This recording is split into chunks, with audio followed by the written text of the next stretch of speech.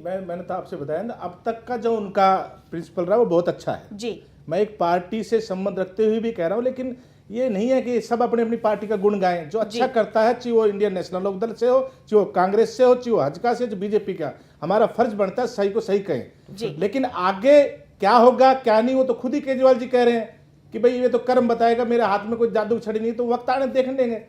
और अच्छा अगर करता है तो उसे अच्छा कहना चाहिए। हम अपने देश के लिए सोचें, खाली अपनी पार्टी के लिए नहीं सोचें, देश के लिए सोचें। रमजान चौधरी साहब मौजूद हैं, उन्हीं से जान लेते हैं। रमजान साहब, आम आदमी पार्टी क्या अपने सारे वादे निभाने में कामयाब हो पाएगी? देखिए मुमताज, जादू की छड़ी के लिए ये हमें थोड़ा सा वक्त, मैंने पहले भी कहा कि हमें वक्त दीजिए, और हम में जो हौसला है, साहस है, और जिस तरह से हम लोग, हमारे अंदर जज्बा है, और हम एक प्लान के तहत जो चीजें करना चाहते हैं, वो बिल्कुल हम 100% ये कह रहे हैं कि हम देश को एक नया विकल्प देंगे। चलिए रमजान साहब, 700 लीटर पानी की बात तो समझ में आती है कि अरविंद केजरीवाल मुफ्त में दे देंगे, क्योंकि मुख्यमंत्री बनने के साथ ही दिल्ली जल बोर्ड के चेयरमैन भी वो हो गए। लेकिन DERC का क्या? इस मामले में सुप्रीम कोर्ट ने कहा है कि कोई हस्तक्षेप नहीं करेगा बिजली के मामले में, वो आप कैसे करेंगे? देखिए, जहां तक बिजली बोर्ड की बात है, विजेंद्र सिंह उसके डायरेक्टर रहे जी, और उसने शीला जी को एक खत लिखा कि हम 28% बिजली कम कर सकते हैं, रेट कम कर सकते हैं, और उसका तुरंत ट्रांसफर कर दिया। हम ये कह रहे हैं कि बहुत बड़े घोटाले हैं बिजली में। एयरपोर्ट अथॉरिटी जैसे अगर बड़ी इंस्टीट्यूशन का बिल अगर 1 नंबर में ऑडिटिंग में नहीं आ रहा, तो इसका मतलब समझ सकता है जो बड़ी कंपनियां हैं, मुकेश अंबानी और जो बिजली की वो सप्लाई कर रही हैं, ये तमाम 2 नंबर के खातों में पैसा जमा करके एक बड़ा भ्रष्टाचार और घोटाला कर रही हैं। हम तमाम की जांच कराकर हम फेयर तरीके से सारी चीजों को सामने लाएंगे, तो अपने आप बिजली के रेट कम हो जाएंगे जब सारे घोटाले बंद हो जाएंगे जी। और स्कूलों का क्या? अरविंद केजरीवाल ने कहा कि 500 स्कूल और 500 हॉस्पिटल्स खोले जाएंगे दिल्ली में। वो कोई बड़ी बात नहीं है, वो एक साधारण मैनेजमेंट है। ईमानदारी से कोई भी करता, अगर ये लोग भी करते तो बहुत बड़ी बात नहीं थी। हम ईमानदारी से करेंगे, और वो कोई ऐसी बड़ी चीजें नहीं है। वो हमारा पहला फर्ज होता है। जैसे किसी भी उसमें जब इंस्टीट्यूशन में कोई आता है, उसके जो प्राथमिकता होती है, बिजली, शिक्षा, सेहत, पानी और तमाम तरह का रोजगार और सुरक्षा, महिलाओं की सुरक्षा, ये तमाम ऐसी चीजें हैं जो किसी भी सरकार का एक अहम सवाल होता है, उसकी जिम्मेदारी होती है, वो उसको निभानी चाहिए, और हम वो प्राथमिकता के तौर पर निभाएंगे। चलिए मान भी लिया जाए कि आम आदमी पार्टी 500 स्कूलों की बिल्डिंग और 500 अस्पतालों की बिल्डिंग बना लेगी दिल्ली में, लेकिन जमीन कहां से लाएंगे उसके लिए? क्योंकि जोन ओ यानी कि यमुना खादर पर सुप्रीम कोर्ट ने पहले ही प्रतिबंध लगाया है कंस्ट्रक्शन के लिए, तो जमीन कहां से लाएंगे? देखिए, पहले भी ऐसे सवाल होते रहे हैं और हुए हैं कि ये कहां से करोगे, ईमानदार लोग कहां से लाओगे, ईमानदार चीजें कहां से करोगे। हमने तमाम चीजें अरेंज की हैं। हम पहले ईमानदार लोग भी लाए, इलेक्शन लड़े, जीते, और अब हम जगह भी बना लेंगे। हमारे पास पूरा प्लान है, आप हमको थोड़ा सा वक्त दीजिए मुमताज। हम 6 महीने में बहुत सारी चीजें आपके सामने रखकर इसी चैनल पर आके कहेंगे कि हमने ये देखो कुछ करके दिखाया है। जी, आपने कुछ करके दिखाया, ये इसी चैनल पे आके कहेंगे, तो उम्मीद करें कि जल्दी ही वादे पूरे हो जाएंगे। बिल्कुल, बहुत जल्दी। हम बहुत हमारे अंदर है कि हमने सारा एक्शन प्लान बनाया हुआ है, और हम इसी चैनल के माध्यम से बताएंगे कि हमने ये किया है। चलिए एक एक बार सबसे जान लेते हैं। सतीश नागर साहब, सबसे पहले आप बताइए कि क्या आपको लगता है अरविंद केजरीवाल जल्द ही सारे वादे पूरे कर देंगे जो उन्होंने दिल्ली की जनता से किए हैं? देखो क्या है, आज ही वो बोल रहे हैं कि क्या जादू की छड़ी है, इसी तरह से मनमोहन सिंह जी बोलते थे जी।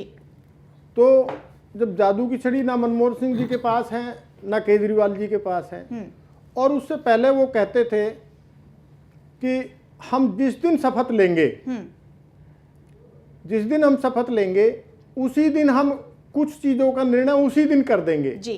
तो शपथ तो आज उन्होंने ले ली, तो निर्णय भी कर दिया। आज तो उन्होंने कोई निर्णय नहीं किया। नागर साहब, कैबिनेट की जो मीटिंग हुई है उसमें सबसे पहले ये 2 निर्णय हुए हैं कि हम लाल बत्ती की गाड़ियों का इस्तेमाल नहीं करेंगे, हमारे अफसर नहीं करेंगे। ये पहला। कोई सरकार हिंदुस्तान में आजादी के बाद, बत्ती की बात तो सुप्रीम कोर्ट के आदेश है, उसमें तो हमारे मैनिफेस्टो में ये बात पहले से डिक्लेयर्ड है। दूसरी बात, हम सुरक्षा नहीं लेंगे और हमारे जो अधिकारी हैं वो सुरक्षा नहीं लेंगे। तो आज हिंदुस्तान की 67 साल की आजादी के बाद जिस दिन सतीश जी सीएम की शपथ लेंगे, नागर साहब आप कह रहे हैं, नागर साहब आप कह रहे हैं कि लाल बत्ती सुप्रीम कोर्ट के आदेश पे नहीं, आप कह रहे हैं सुप्रीम कोर्ट के आदेश के अनुसार आप लाल बत्ती का जिक्र कर रहे हैं। सुप्रीम कोर्ट का आदेश तो आपके राजस्थान के लिए भी है, मध्य प्रदेश के लिए भी, बाकी जहां बीजेपी उनके लिए भी, आप उनका भी क्यों नहीं हटवा रहे हैं?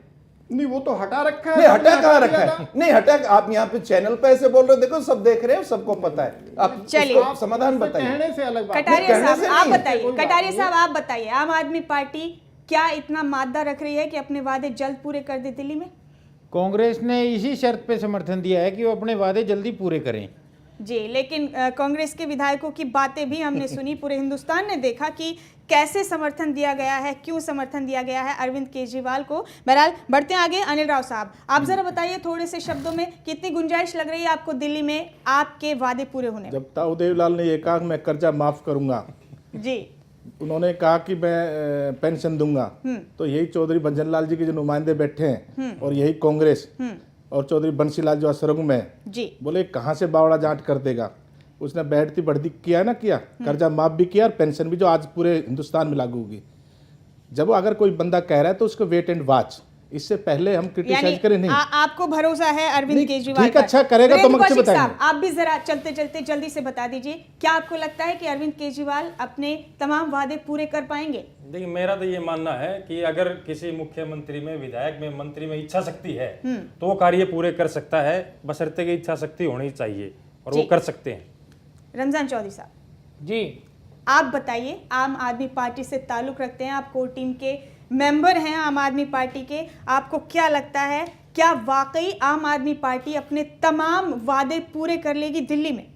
नहीं, देखिए, हमारी इच्छा शक्ति है और हम बिल्कुल ये जिम्मेदारी के साथ इस चैनल से कहना चाहते हैं कि हमको थोड़ा वक्त मिलेगा और जिस तरह से ये चीज़ें तलाश की जा रही हैं, देखिए हम ठीक है सतर्क रहेंगे इन बातों से कि सिटिंग ऑपरेशन में कांग्रेस के एमएलए क्या कह रहे हैं और बीजेपी के लोग शुरुआत में ये कह रहे थे कि सरकार बनानी चाहिए, भागना नहीं चाहिए, और ये भाग रहे हैं और आज उनकी जबान बदल गई कि हम बी टीम हैं वगैरह वगैरह। तो हमें पता है कि ये हमारी खामियों की तलाश में है, हम उसको भी नेगेटिव नहीं ले रहे, हम उसको ले रहे हैं कि हमारी पहरेदारी अच्छी हो रही है और जब किसी की पहरेदारी अच्छी होगी तो कोई भी सतर्क रहता है और फैसले लेने में अच्छा रहता है। तो हम तमाम इनकी इस पहरेदारी के बीच में बहुत अच्छे से और बड़ी समझदारी से और जैसे हम इच्छा शक्ति रखते हैं, हम तमाम वादों को पूरा करेंगे, कोशिश करेंगे, उनको अमली जामा पहनाएंगे। ऐसी कोई बड़ी बात नहीं है, ईमानदारी, नेक नियति और सच्चाई है और देश के लिए जज्बा है, देशभक्ति है, तो तमाम चीजें होती हैं।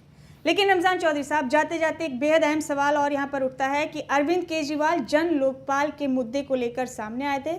जब जन लोकपाल पास हो गया, अन्ना हजारे खुद बहुत खुश हो गए पास है, तब भी अरविंद केजरीवाल ने उससे इत्तेफाक नहीं रखा, संतुष्ट नहीं है वो, क्यों?